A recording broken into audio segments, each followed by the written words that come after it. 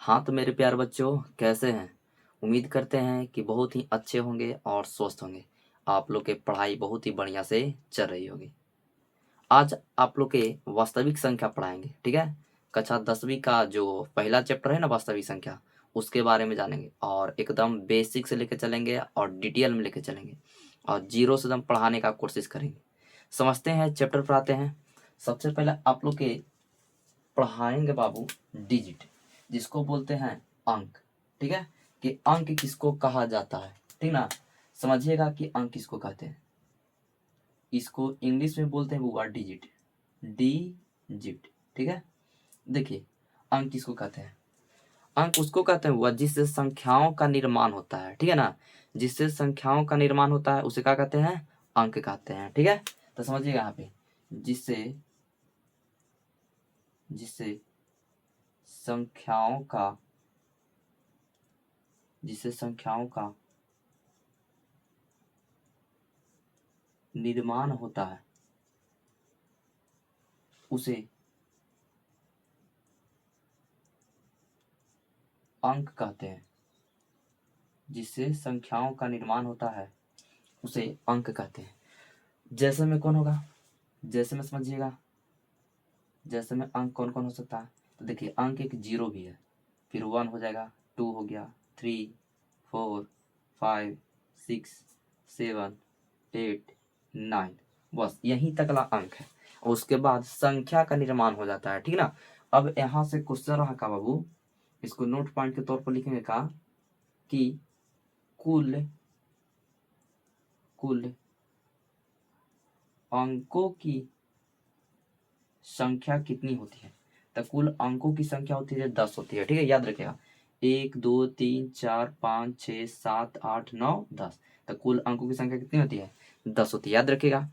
अब आप लोग के हम पढ़ाएंगे वो संख्या के बारे में। सबसे पहला कि संख्या है क्या। देखिए, संख्या के बारे में जानने से पहले कुछ बहुत सारा संख्या के बारे में जानते हैं, ठीक ना।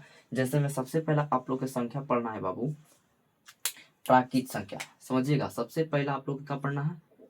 प्राकृत संख्या, प्राकृत संख्या, जिसको इंग्लिश में बोलते हैं नेचुरल नंबर, नेचुरल नंबर, याद रखिएगा, ठीक है। अब देखिए, प्राकृत संख्या किसको कहते हैं?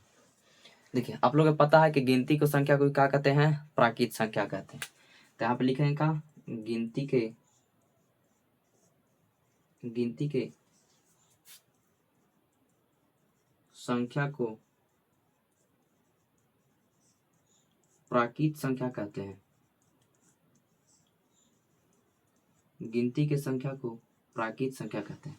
अब जैसे में रहा बात का कि जैसे में कौन कौन हो सकता है प्राकृत संख्या।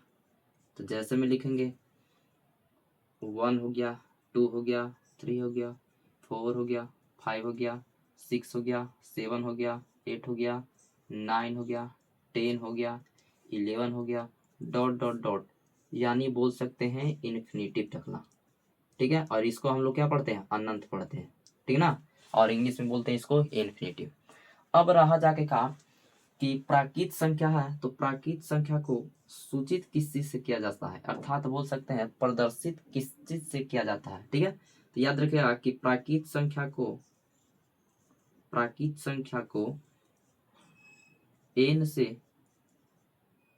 प्रदर्शित करते हैं, प्रदर्शित करते हैं, ठीक है। दूसरा आप लोग से क्वेश्चन पूछेगा का कि प्रथम प्राकृत संख्या प्रथम प्राकृत संख्या कौन होता है? याद रखिएगा, प्रथम प्राकृत संख्या होता है जो 1 होता है, ठीक है। दूसरा आप लोग से क्वेश्चन पूछेगा का कि अंतिम प्राकृत संख्या कौन होता है?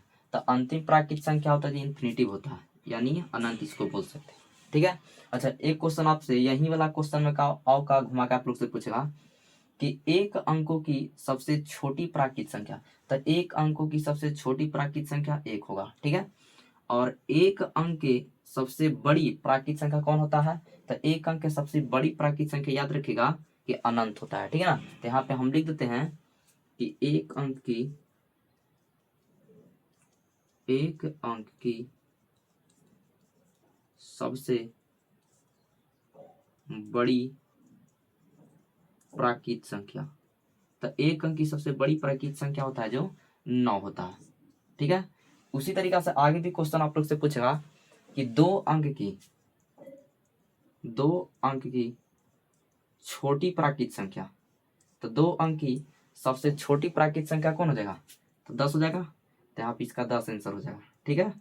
अगला चलते हैं, तीसरे और क्वेश्चन का पूछेगा कि दो अंक की सबसे बड़ी प्राकृत संख्या।